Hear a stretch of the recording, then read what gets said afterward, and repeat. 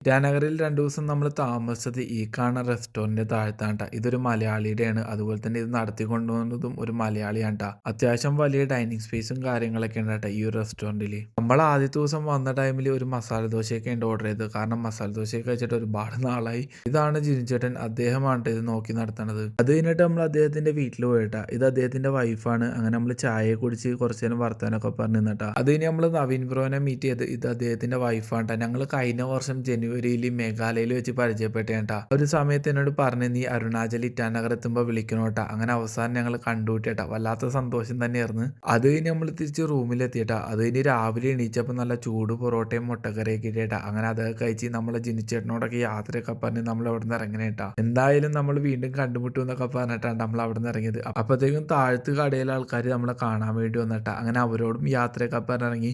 അപ്പോഴാണ് വേറൊരു പുള്ളീനെ കണ്ടുപിട്ടേട്ടാ. ആളപ്പം തന്നെ എന്നെ ഒരു കടയിലേക്ക് കൂട്ടിക്കൊണ്ട് കുറേ സാധനങ്ങളൊക്കെ മേടിച്ച് തന്നിട്ടാ.